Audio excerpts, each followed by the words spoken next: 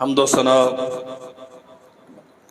اللہ وحدہ لا شریک کے لیے، درود و سلام سید الانبیاء جناب محمد رسول اللہ صلی اللہ علیہ وسلم کی ذات گرامی پر۔ انسانی زندگی کا مقصد اللہ ذو الجلال والاکرام کی بندگی، خالصتاً اس کے لیے جینا، اس کے نبی کے فرامین کے مطابق جینا، اپنی زندگی کی ساری تگ و تاز صرف اس لیے خالص رکھنا کہ اللہ ہم پہ راضی ہو جائے۔ حالات ناموافق ہوں، معاشرہ اللہ ذو الجلال والاکرام کی بندگی کے لیے مواقع دینے کے لیے تیار نہ ہو، تو اللہ وحدہ لا شریک نے پھر ہجرت کا سفر اختیار کرنے کا حکم دیا ہے۔ یہ ہجرتیں گھر بار کا ترک کرنا، مال و منال اور بسا اوقات بیوی بچوں تک کو چھوڑنا، اگر نیت اللہ وحدہ لا شریک کی عبادت اور محمد کریم صلی اللہ علیہ وسلم کا اتباع و پیروی ہے، تو یہ ان عظیم الشان اعمال میں سے ایک عمل ہے جس کے نتیجے میں جنت یقینی ہوتی ہے۔ ان الذین آمنوا والذین ہاجروا وجاہدوا فی سبیل اللہ اولئک یرجون رحمت اللہ۔ کلمہ پڑھ لیا، اللہ ذو الجلال والاکرام کی وحدانیت کا اقرار کر لیا، جتنے باطل معبود تھے، جتنے باطل نظام تھے، اللہ کے بالمقابل جتنے وہ مندر، پروہت، استھان، مقابر اور مردے تھے جنہیں پوجا جاتا تھا، سب کو ٹھکرا دیا اور یہ عہد باندھ لیا کہ میری جبین نیاز ایک اللہ کے سامنے جھکے گی، اس کے مقابل مجھے کسی اور کی حاجت و ضرورت نہیں ہے۔ پھر معاشرہ اس عقیدے کو تسلیم نہیں کرتا، آپ کے اخلاق کتنے ہی اچھے کیوں نہ ہو، آپ کے رویے کس قدر مثبت کیوں نہ ہو، اگر اختلاف عقیدے پہ ہے، اللہ کی وحدانیت پہ ہے، تو پھر اس روئے زمین پہ سب سے بہترین اخلاق رکھنے والے سید الکونین جناب محمد الرسول اللہ صلی اللہ علیہ وسلم کو گھر سے نکالا گیا، آپ کے رفقا کو نکالا گیا۔ لیکن عزیز بھائیو، یہ گھروں سے نکلنا بھی جنتوں کی ضمانت ہے، دنیا میں سرخروئی کی دلیل ہے، آخرت میں کامیابی کی گارنٹی ہے، بشرطے کہ گھر سے نکلنا صرف اس لیے ہو کہ اللہ ہم پہ راضی ہو جائے۔ یہ سنت ہے انبیاء کی، اور ہجرت تاریخ اسلام میں ایک اہم ترین سنگ میل ہے، سفر ہجرت۔ سیدنا عمر بن الخطاب رضی اللہ عنہ کا دور خلافت ہے، آپ کے بعض عمال نے، گورنروں نے یہ درخواست کی کہ آپ کی طرف سے مراسلے آتے ہیں، احکامات متواتر ہم تک پہنچتے ہیں، لیکن ان پہ تاریخ نہیں ہوتی، ہمیں فیصلہ کرنے میں دقت ہوتی ہے کہ پہلا حکم، یہ والا حکم کب کا ہے اور یہ والا کب کا ہے، پہلا کون سا ہے، بعد میں کون سا ہے۔ کیوں نہ ایسا ہو کہ ان مراسلوں پر تاریخ لکھی جائے۔ مشورہ طلب کر لیا گیا، اپنی اپنی رائے لوگ پیش کر رہے ہیں۔ جناب نبی کریم محمد الرسول اللہ صلی اللہ علیہ وسلم کے یوم وفات کو بھی سن اسلامی کا آغاز کا نقطہ قرار دینے کی تجویز آئی، لیکن اصحاب رسول کی رائے اور صحیح ترین دلیل کے ساتھ عرض کرتا ہوں، سیدنا علی المرتضیٰ کی رائے رضی اللہ عنہ، جناب عثمان ابن عفان کی رائے، امیر المومنین اسلامی سن کا آغاز سفر ہجرت سے کریں گے، اس لیے کہ جب تک رخت سفر نہیں باندھا تھا تب تک اللہ ذوالجلال والاکرام کی وحدانیت کا اعلان کرنا کھلے بندوں آسان نہ تھا۔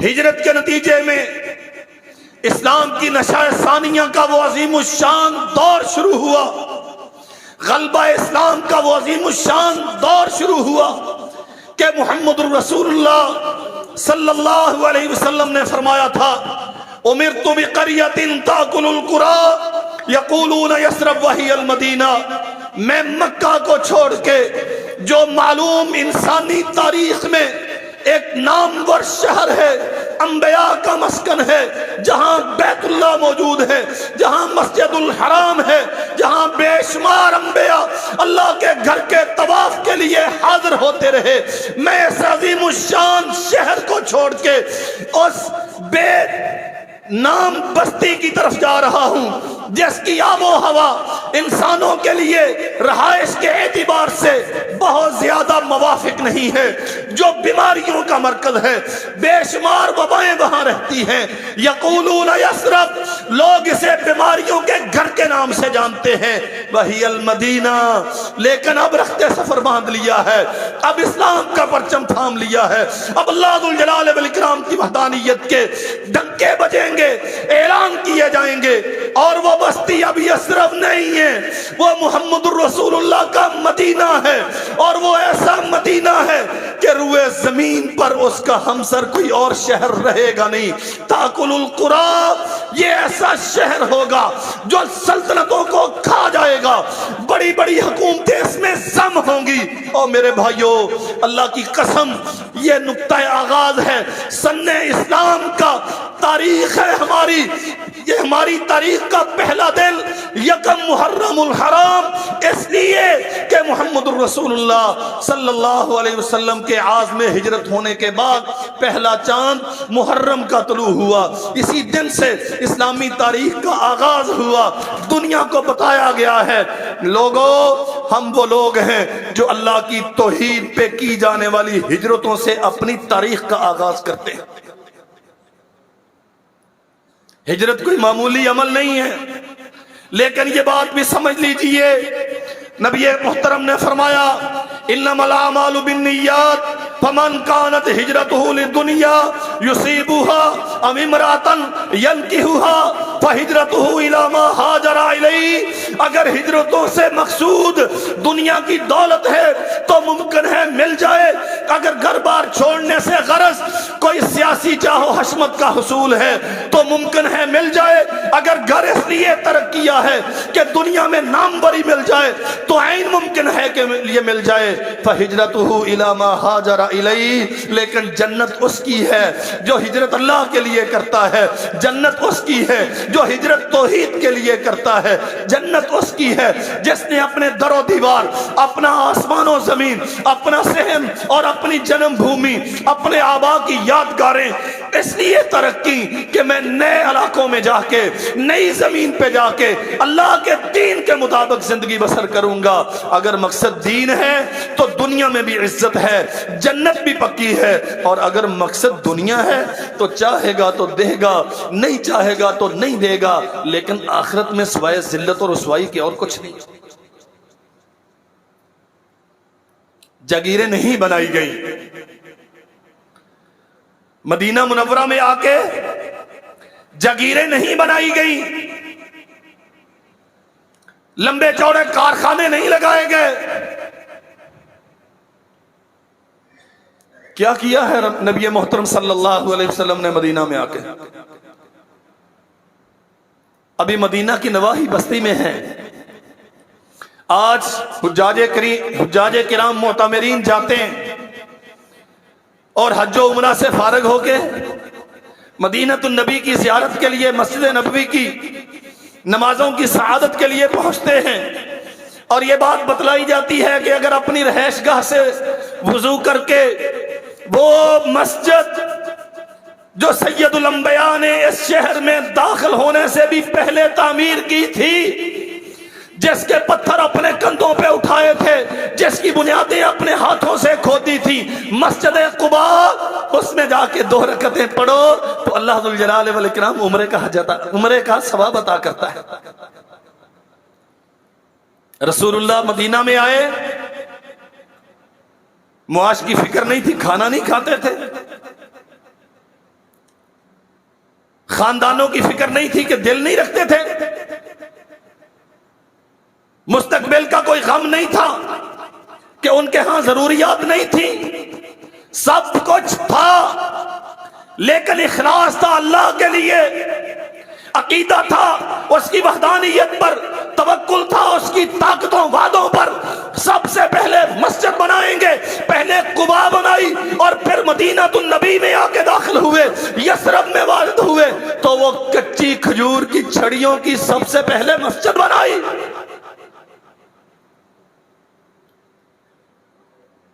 ہم نے پاکستان لیا،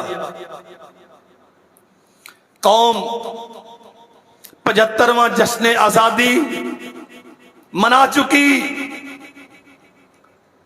کنجر نچا کے وزیر اعظم کی موجودگی میں وفاقی کیبنٹ اور بڑے بڑے عہدیداران کی نگاہوں کے سامنے ڈانس کروا کے، محمد کی بیٹیوں کو نچوا کے، صلی اللہ علیہ وسلم، ہم نے اس پاکستان کی 75ویں سالگرہ سیلیبریٹ کی، ڈائمنڈ جوبلی،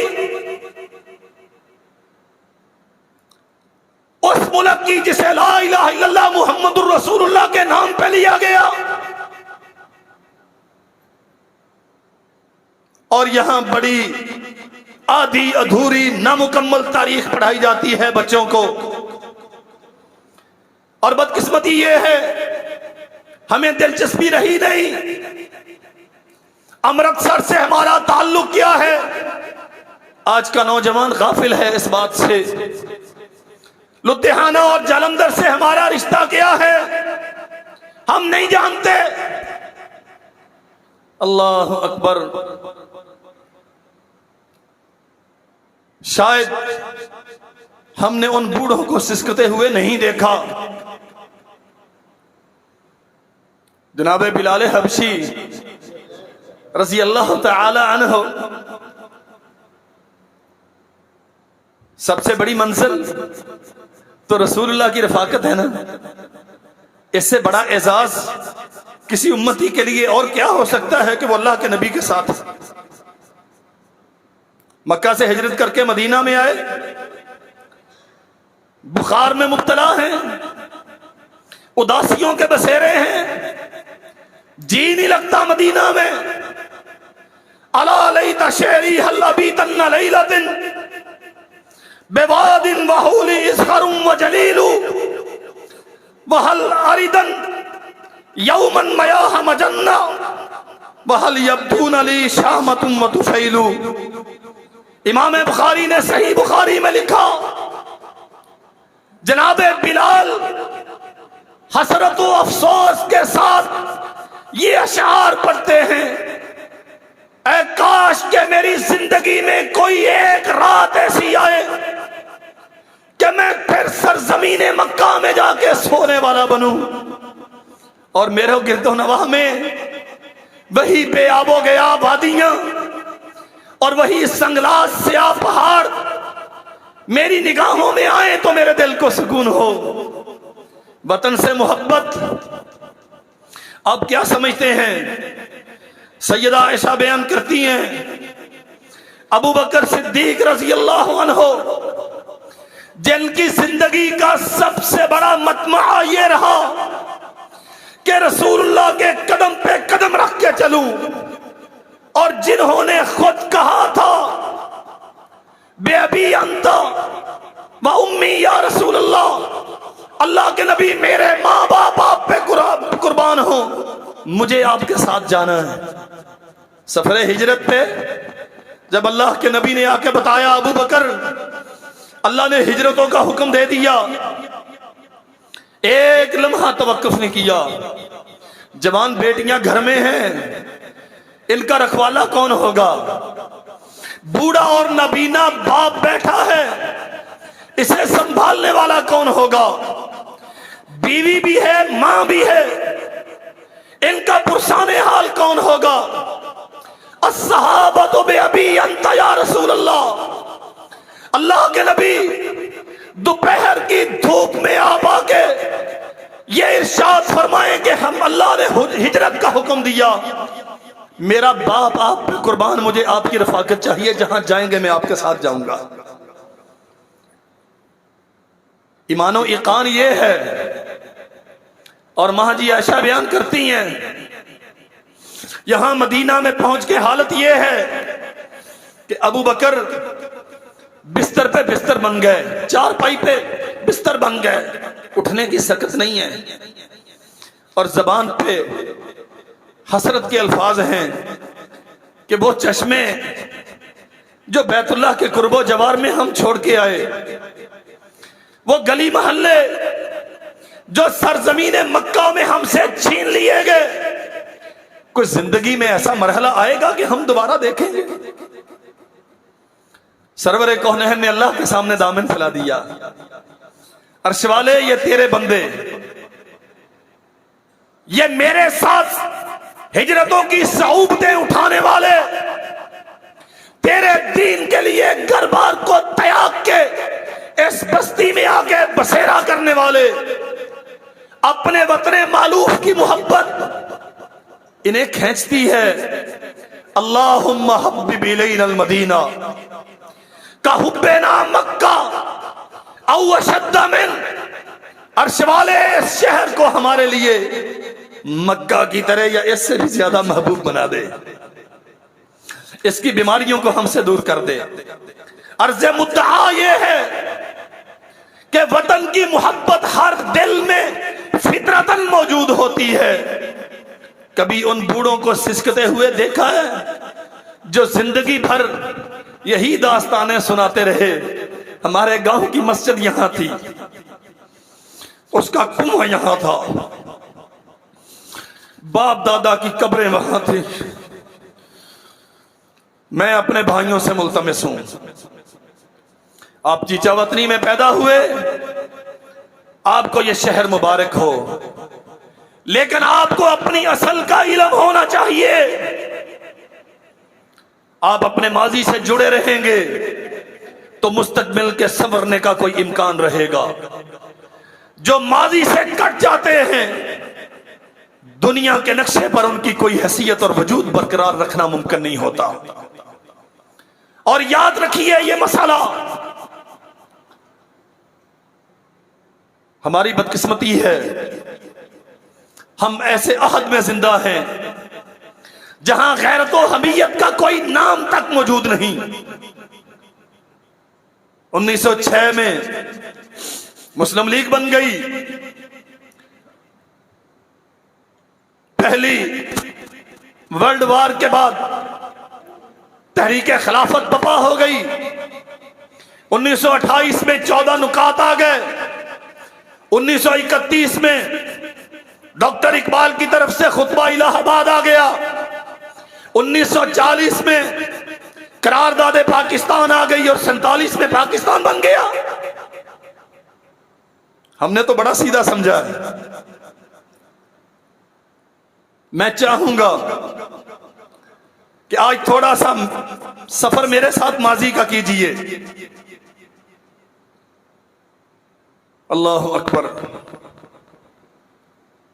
1947 तो बहुत बाद में आया, 1826 इससे पहले आया था, और 121 साल पहले आया था।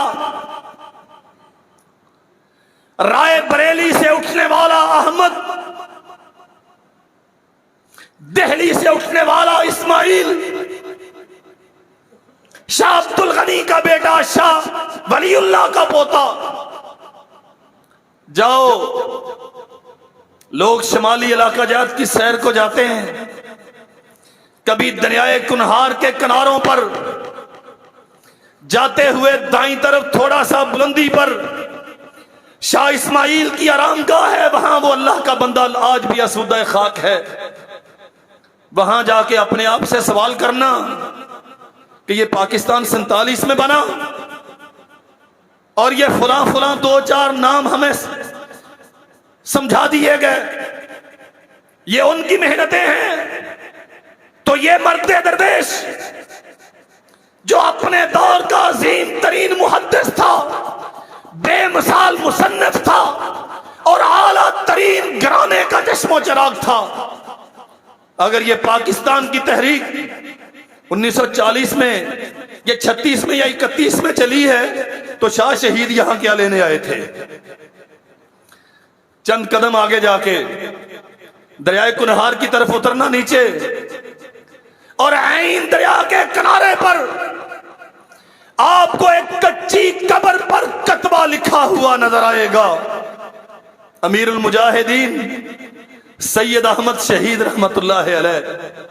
خود سے سوال کرنا، میں کس تاریخ کا شناور ہوں کہ یہ 1826 میں گھر سے نکلے اور 1831 میں یہاں آ کے سکھوں سے لڑتے ہوئے اس وطن کو اللہ کے لیے خالص بنانے کے لیے، اس دھرتی کو رب کی بندگی کے لیے غیر اللہ کی پرستش سے، سارے بتوں سے، سارے غیر اللہ کے ان استھانوں سے پاک کرتے ہوئے جام شہادت نوش کر گئے. اگر یہ تیرے ملک کی تحریک 1931 میں خطبہ الہ آباد سے شروع ہوئی یا 1936 میں محمد علی جناح کے انگلینڈ سے واپسی پر شروع ہوئی تو سید احمد شہید کی قبر وہ رائے بریلی کی بجائے دریائے کنہار کی لہروں کے کنارے کیوں بنی ہے؟ 1857 انگریز نے اسے غدر کا نام دیا. میں اسے اپنی تاریخ کا فخر سمجھتا ہوں. ان اکالی میں سلاسہ کے پرستش کرنے والے، صلیب کے پجاری اور عیسیٰ علیہ السلام کو اللہ کا بیٹا قرار دے کے اس کے سامنے جھکنے والے عیسائیوں کے خلاف 1857 کی جنگ آزادی 1-2 کی بات نہیں میرے بھائیوں. انگریز لکھتا ہے پشاور سے لے کر دہلی تک کوئی درخت ایسا نہیں تھا جس کی ٹہنیوں کے ساتھ حریت پسندوں کی، مجاہدین آزادی کی لاشیں لٹکی ہوئی نظر نہ آئی. صرف دہلی کی تاریخ پڑھ کے دیکھ لو، ایک ایک محلے میں 40 لوگوں کو ایک ایک وقت میں ذبح کیا گیا، قتل کیا گیا، اور لاکھوں کی تعداد میں بر صغیر کے طول و عرض میں مسلمانوں کو پھانسیوں پہ لٹکایا گیا. کتنے علماء کی گردنیں کٹیں، کتنی فضیلت کی دستاریں سروں سے اچھلیں، کتنی ماؤں کے بیٹے ان کی نگاہوں کے سامنے ذبح کیے گئے. 47 تو بہت بعد میں آیا.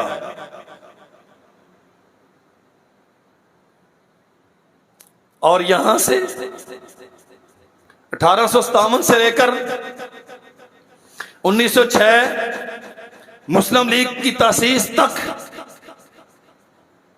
مسلسل تحریک آزادی سلگتی رہی، یہ دلوں میں پنپتی رہی. حریت پسند آزادی کی خو میں کڑتے رہے.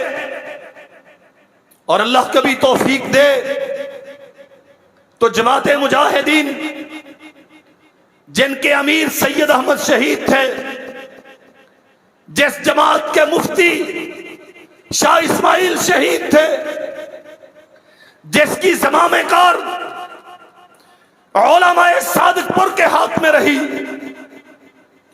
مولانا ولایت علی اور ولایت علی، اور ایک لمبی داستان ہے मौलाना फजल इलाही वजीर आबादी तक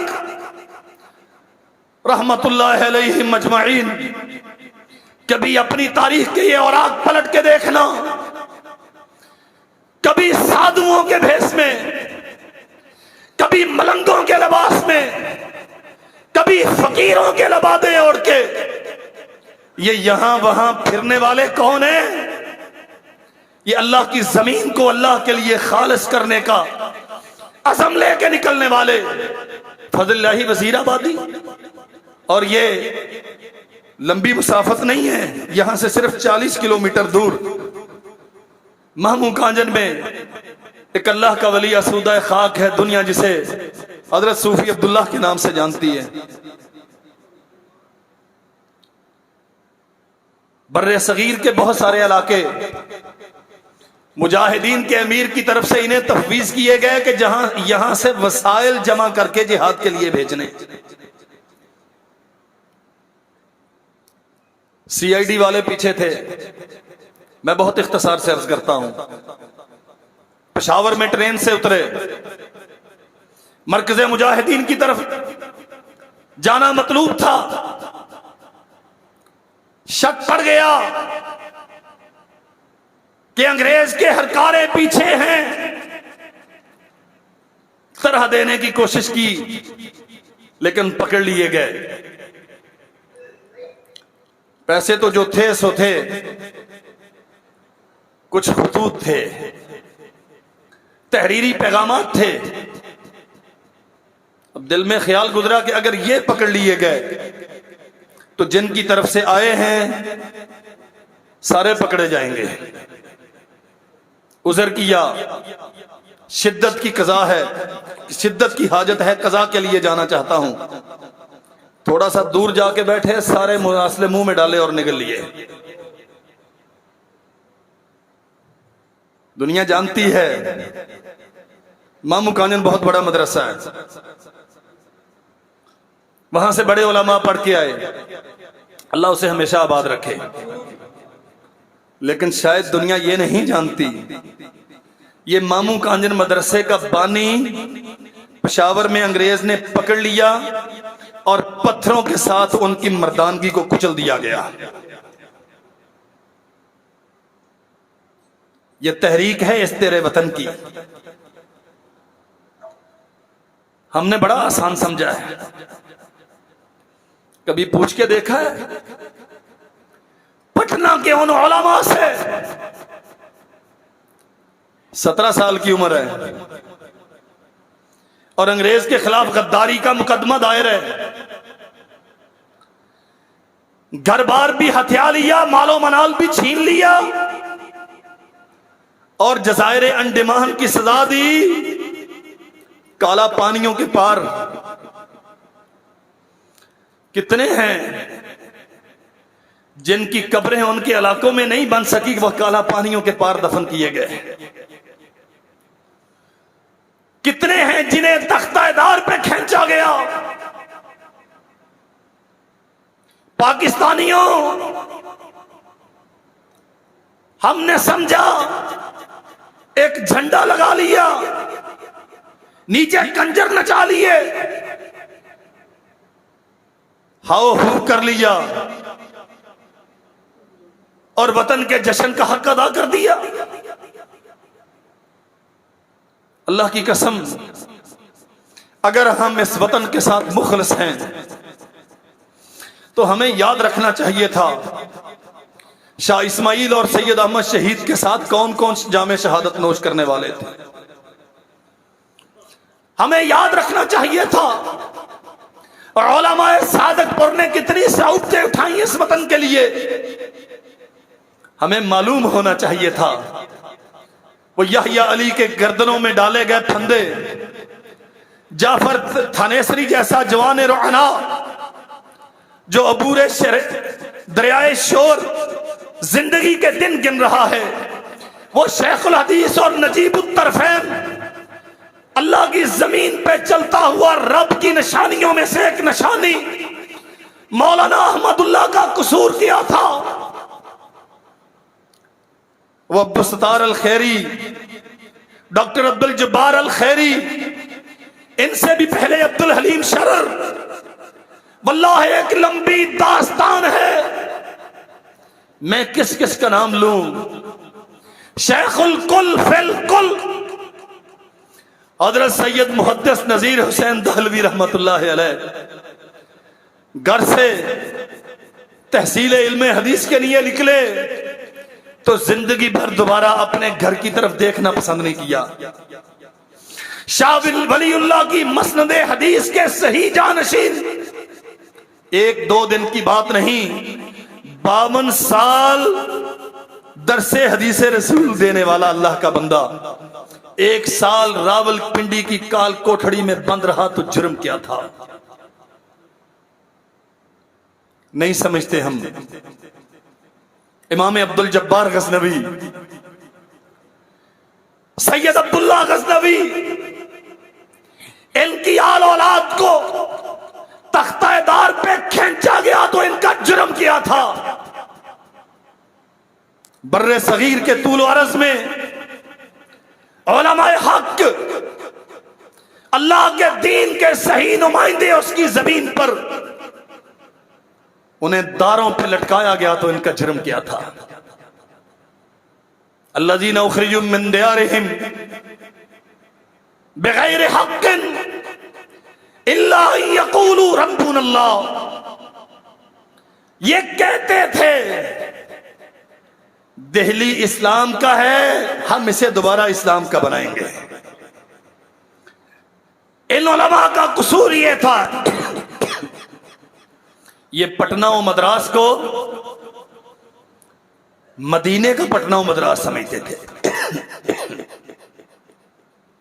یہاں صلیب کی کوئی حیثیت ماننے کے لیے تیار نہیں تھے۔ یہ ممبئی اور کلکتہ کو، بمبئی اور کلکتہ کو مجاہدین اسلام کے روندے ہوئے شہر سمجھ کے اسلام کی جاگیریں قرار دیتے تھے۔ میرے آبا نے پاکستان کی تحریک میں لہو دیا، اور سن لیجئے قرآن کہتا ہے الذین اخرجوا من دیارہم بغیر حق الا ان یقولوا ربنا اللہ۔ بہت سارے پنجابی ہوں گے، امرتسر سے آنے والے، لدھیانہ فیروز پور سے آنے والے، آج جو انڈین پنجاب ہے وہاں سے آنے والے، کرنال و دہلی سے آنے والے، کچھ بہار سے بھی آئے۔ آپ ذرا اپنے آپ سے سوال کیجئے، آپ کے آبا کیا یہاں صرف دکانیں بنانے کے لیے آئے تھے؟ کیا یہاں صرف زمینیں سینچنے کے لیے آئے تھے؟ دکانیں تو وہاں بھی تھیں، جگیریں تو وہاں بھی تھیں، سایہ دار درخت۔ اللہ کیا عجب منظر تھا، ہم اپنے والد محترم سے زندگی بھر سنتے رہے، کہتے تھے تمہارا یہ پنکھے اور ایئر کنڈیشن ہمارے کھو کے ان توتوں کا مقابلہ نہیں کرتے جو ہم چھوڑ کے آئے ہیں۔ کس لیے آئے؟ الا ان یقولوا ربنا اللہ۔ ہم اس سرزمین پہ جا رہے ہیں جس ملک کو ہم مسجد بنائیں گے اور محمد کے دین کا پرچم اس پہ لہرائیں گے صلی اللہ علیہ وسلم۔ کہاں ہے وہ پرچم؟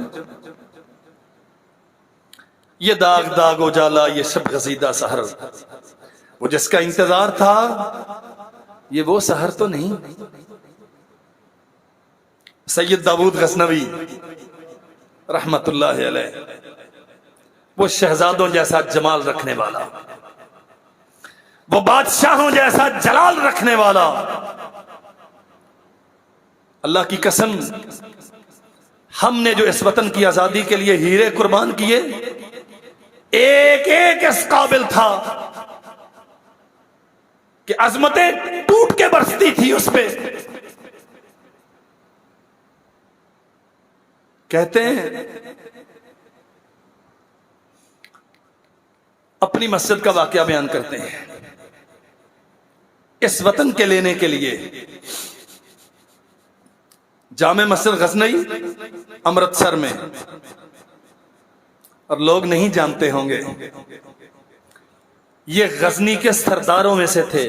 افغانستان جہاں کے محمود غزنوی تھے. تقلید کے جمود میں،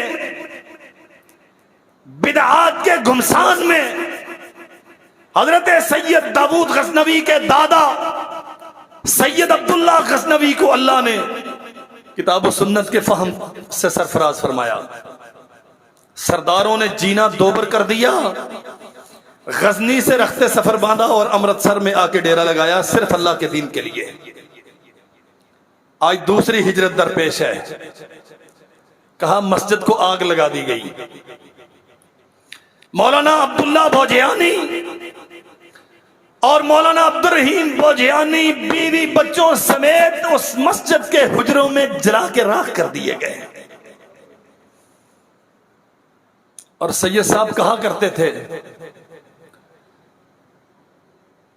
وہ جو کتب خانہ ضائع ہوا وہ قیامت تک دوبارہ نہیں بن سکے گا.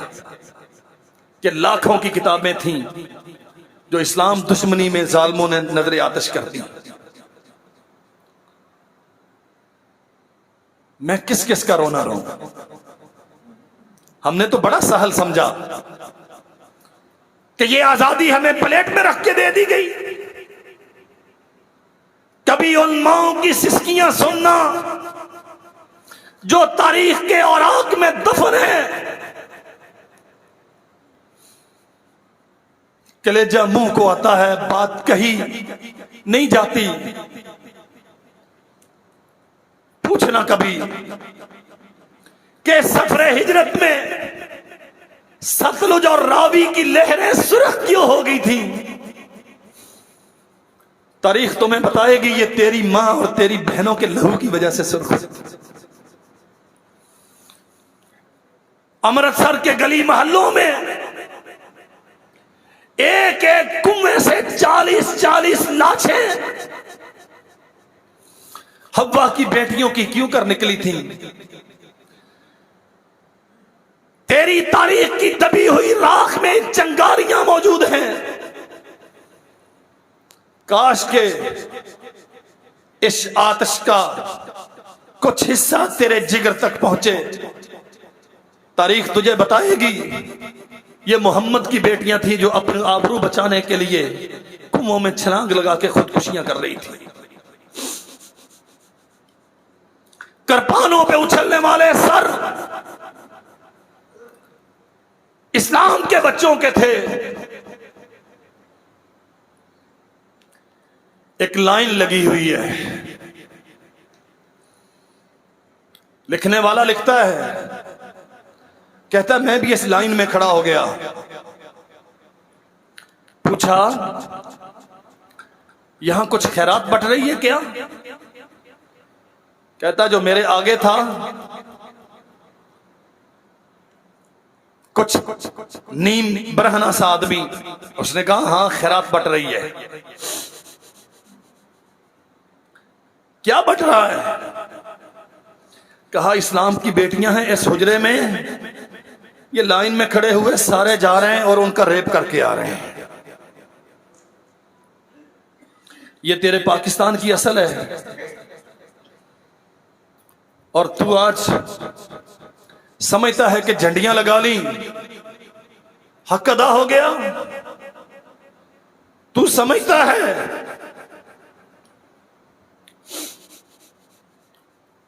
کنجریوں کا ڈانس کر لیا اور جشن آزادی سیلیبریٹ ہو گیا. اللہ کی قسم میں ڈرتا ہوں اور میں خوف زدہ ہوں اس منظر سے جب یہ لاکھوں بیٹیاں قیامت کے دن ہمارے گروبانوں میں ہاتھ ڈال کے کھڑی ہوں گی. ہمیں تو محمد کے نام پہ ہجرتوں پہ مجبور کیا گیا تھا صلی اللہ علیہ وسلم.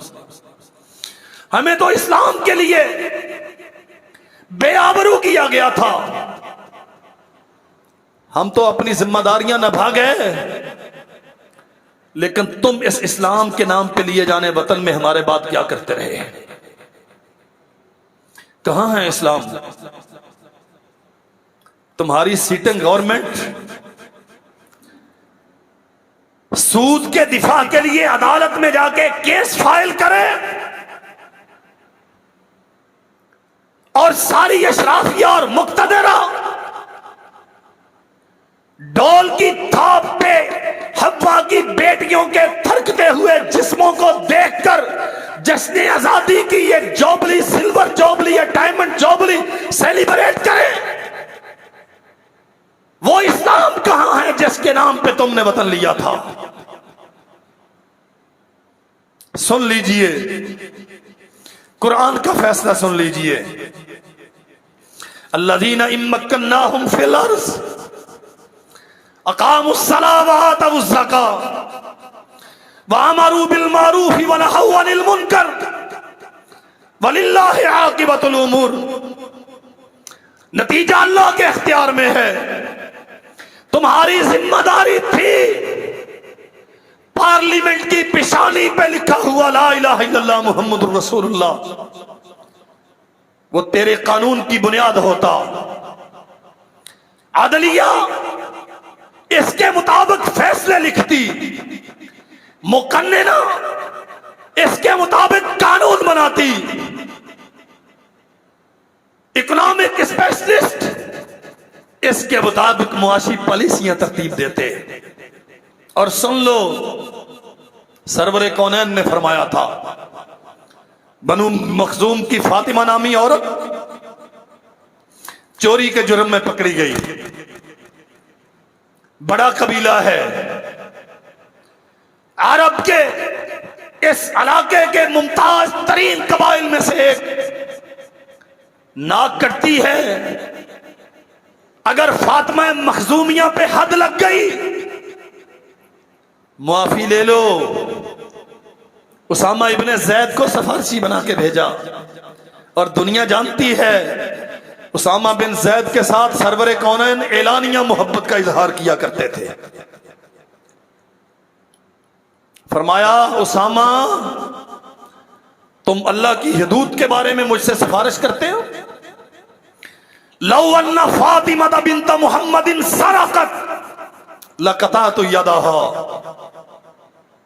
پاکستان، اسلامی پاکستان کیسے بنتا ہے اگر محمد کی بیٹی فاطمہ، اور اللہ کی قسم میرا ایمان ہے آسمان و زمین تباہ ہو جائیں یہ ماننا آسان ہے، سرور کونین کی بیٹی چوری کرے یہ ماننا مشکل ہے. یہ کیسے ہو سکتا ہے کہ محمد کی بیٹی چوری کرے صلی اللہ علیہ وسلم؟ یہ ممکن نہیں. لیکن دنیا کو سمجھایا ہے پاکستانیوں 18 لاکھ قربانیاں دے کے جو وطن لینے جا رہے ہو وہ یوں ہونا چاہیے کہ اگر سردار کی بیٹی ہاتھ چوری کرے تو ہاتھ اس کا بھی کٹے گا. اگر نہیں کاٹو گے، اگر اسلام پہ عمل نہیں کرو گے، وَإِن يُكَذِّبُوكَ فَقَدْ كَذَّبَتْ قَبْلَهُمْ قَوْمُ نُوحٍ وَعَادٌ وَثَمُودُ. جھٹلاتے ہو، تکذیب کرتے ہو، مجرے کرتے ہو، اللہ کی شریعت کا مذاق اڑاتے ہو، ڈانس کروا کے بیٹیوں کو نچا کے سرے عام شریعت کا استہزاء کر کے تم سمجھتے ہو کہ ہمارا حق حکمرانی محفوظ ہو گیا. وَإِن يُكَذِّبُوكَ فَقَدْ كَذَّبَتْ قَبْلَهُمْ قَوْمُ نُوحٍ وَعَادٌ وَثَمُودُ وَقَوْمُ إِبْرَاهِيمَ وَقَوْمُ لُوط. قوم نوح کا انجام کیا ہوا؟ کیا ان کے پاس کارخانے نہیں تھے؟ عاد و سمود کا انجام کیا ہوا؟ کیا ان کے پاس ماہرین معاش نہیں تھے؟ قوم ابراہیم و قوم لوط کا انجام کیا ہوا؟ کیا ان کے پاس گاڑیاں اور بنگلے نہیں تھے؟ وَأَصْحَابُ مَدْيَنَ، اور مدین کے بسنے والے، وَكُذِّبَ مُوسَىٰ، اور موسیٰ کی تکذیب کرنے والے، فَأَمْلَيْتُ لِلْكَافِرِينَ ثُمَّ أَخَذْتُهُمْ. آسمان کا رب کہتا ہم مہلتیں تو دیتے ہیں، ہم دیتے ہیں مہلتیں. کبھی بلوچستان ڈوبتا ہے، پنجاب کو بچا کے مہلت دیتے ہیں، پنجابیوں کچھ غیرت کر لو. ہمیں تو نہیں آتی نا. کبھی یہ منظر دیکھا؟ سندھ صحرا، شاید کوئی کاروباری لوگ کبھی گئے ہوں، کوئی سیر و سیاحت کے شوقین کبھی گئے ہوں کراچی دیکھنے، شہروں تک گئے ہوں. ہم نے سندھ کا اندرون دیکھا ہے، ادھر بھی ادھر بھی، بالا بھی زیریں بھی، صحرا. آج سندھ کی کیفیت کیا ہے؟ آج کی خبریں 19 اگست 2022 کا جمعہ، جاؤ سندھ کے احوال دیکھو. حیدرآباد ڈوب رہا ہے، میرپور پانی کے نیچے ہے، بدین پانی میں ہے، اندرون سندھ ڈوب رہا ہے. اور بلوچستان، پورے ملک سے کوئی زمینی رستہ باقی. یہ عذاب کہاں سے آتے ہیں؟ تم نچاؤ کنجریاں. آسمان کا رب کہتا ہے فَأَمْلَيْتُ لِلْكَافِرِينَ ثُمَّ أَخَذْتُهُمْ إِن يُكَذِّبُوكَ. تم نے شہداء کے خون سے غداری کی. اللہ کی قسم، سارے ہندوستان کی دولت ایک پلڑے میں رکھ دی جائے، شاہ اسماعیل شہید کے ایک قدم کے وقار کا مقابلہ نہیں کرتی. تیرے سارے کارخانے اور گاڑیاں اور بنگلے اور حکومتی کرفر ایک یحییٰ علی صادق پوری کی نچی ہوئی داڑھی کے بال کا مقابلہ نہیں کرتا. اس وطن کی بنیادوں میں شہداء کا لہو ہے، اس وطن کی بنیادوں میں علماء کا لہو ہے، محدثین کا لہو ہے. بدقسمتی سے یہ لٹیرے جو کل انگریز کے کتے نہلایا کرتے تھے، آج یہ ہمارے وطن کے مالک بن گئے. ان یکذبوک، تم کب تک یہ تماشے کرو گے؟ تمہاری یہ راجدھانیاں کب تک قائم رہیں گی؟ یہ اقتدار کے سنگاسن کب تک مضبوط رہیں گے؟ فَأَمْلَيْتُ لِلْكَافِرِينَ ثُمَّ أَخَذْتُهُمْ. آسمان سے جب عذاب کے کوڑے برستے ہیں، پھر ساری طاقتیں، جاہ و حشمت، کر و فر، جبروت و قوت سب کے ہونے کے باوجود پھر کوئی بچانے والا. فَكَيْفَ كَانَ نَكِيرٌ. اللہ چیلنج کرتا ہے، وہ جو پہلوں کو ہم نے عذاب دیا تھا، کیا تم طاقتور ہو؟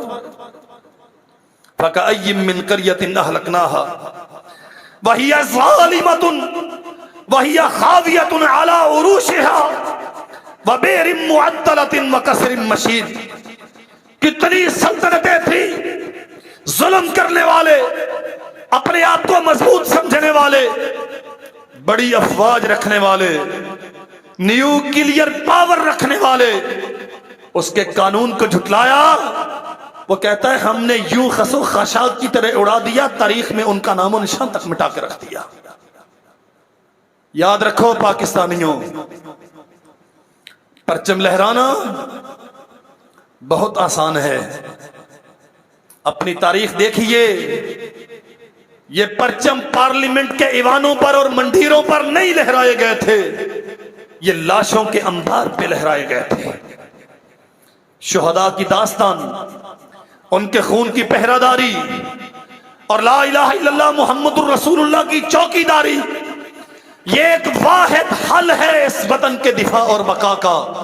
اگر یہ نہیں، اگر لا الہ الا اللہ محمد الرسول اللہ نہیں، تو قسم رب الجلال والاکرام کی، نہ آسمان کے رب کو اس وطن کی کچھ ضرورت ہے اور نہ اس کے بندوں کو اس کی کچھ ضرورت ہے.